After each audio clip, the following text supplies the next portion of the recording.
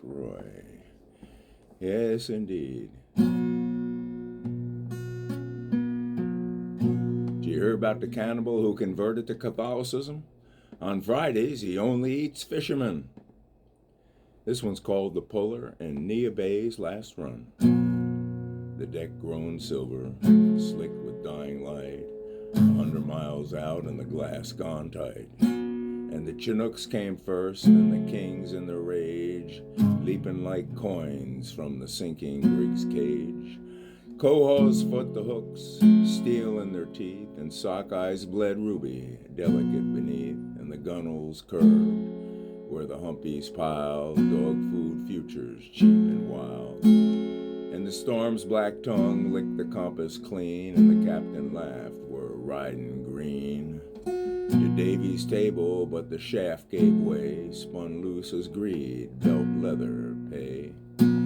We carved his initials in the sea, greased fate with the hide, let the tempest be. Our tiller east, and the waves like hands shoved us home, half drowned, half lands. And if you're wise, when Neah tides sing, you'll count your luck like a frayed belt sings.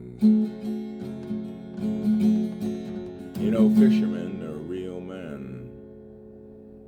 They're always angling for something. And in the silver tide of a storm, the Bristol Bay cut through the gray. A double-ender bold, with kings in the hold, and co-hosts that fought like the tempest soul. Sockeyed gleamed like a ruby's blush, and pinks danced in the net. But the chums silent praise and promise. This was the hunger fed to, and the weeks bled into salt in our skin. 100 miles from port, where the glass fell low and the sky turned mean. A wolf in the crown and the fish went nuts, leaping high like they knew the price to pay. Hooked in their fate on steel lines, a silver guild ballot. And we were dancing with the storm, letting the wild take its roll. Got the ocean's heartbeat in our veins, the brine in our bones so cold. And you can't stuff the deep in your pocket, no, you can't buy the cost. But we'll ride the gales to the edge of the world and come back with stories that made broken things whole. And the captain barked, lighten her up, taut what's not tied down, toss it overboard, anchors over the side, and decks flooded with scales and sound, and the humpies for the hounds, and the dog of the sea, and the pinks for the pot. But the squall had our number screaming, and this is the end of the plot. No more salmon, son, he growled, we'll just join the siren's call. So I took his belt, that leather myth, and greased the bearings, rusted pride. A fix for the forge, a prayer in the dark, we sailors of the makeshift sea. One more mile, one more miracle, for the waves write our epitaph. Oh, we dance with the storm, and the reapers got our name, but the net's still in our hands, and the fight's not yet claimed. And you can stuff the deep in your pockets. No, you can't buy the cost. But we'll ride the gales to the end of the world and come back with stories that make broken things whole.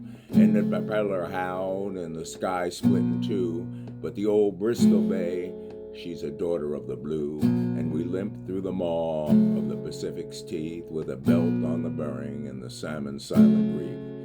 So if you're out there where the Neah Bay fog clings and the take's fat and the sky sings, don't let the green begin, the begin. For the sea's a lover, fierce and wild, and she'll teach you how to hold your luck, your breath, your heart, before the deep takes its gold. You know, some presidents make such great fishermen, they know exactly how to rig the poles, tell tall tales, and lie about the size of their catch. Yeah, this all stemmed from a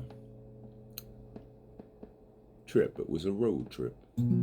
Alex and Clark and myself, out of Rensselaerville, New York, decided we'd head to the West Coast and see what was going on. Now, Clark, he stayed in the Rockies, and Alex and I ventured to the West Coast, taking odd jobs and various things, till we were near on broke and we were down to our last can of beans. I looked at Alex and I said, "You take it.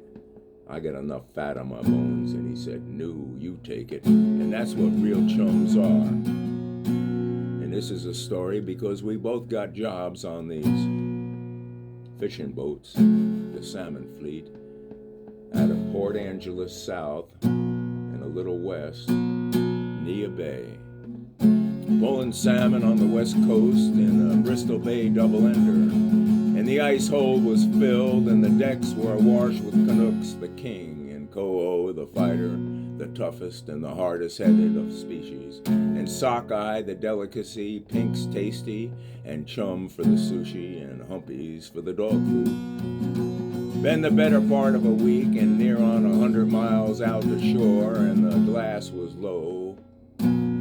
Sure enough, a sign a storm is brewing, and the salmon school were biting, pretty much jumping up on the fiddle deck as if to rescue them, and they were just jumping on the hooks like it was a last-ditch effort to save their lives. Then the captain said, "Rearrange the ballast, throw the anchors and everything that ain't tied down overboard." A dying carbo worth its weight in gold. And then the captain turned to me. He said, "The eye of the squall is coming. It'll be Davy Jones's locker for sure. Take on any more salmon, this ship will sink." "Sure enough," I said. "But how do you stop stuffing your pockets in a bank vault?" Then the tempest made up our minds for us, and we fired up that double lunger, only to find the propeller shaft bearing was kaput. And I said, "Captain, unbuckle and give me your belt." I cut a piece of that fancy engraved leather, greased it up fine, and fitted it where the Lincoln Vitae bearing was. And then we pointed the compass rose east, and with a wave pushing the old double-ender, we limped back to port. And the tale of this story, if you ever find yourself way out in the Pacific Ocean near Neah Bay, Washington, and your billfolds are full, don't push your luck.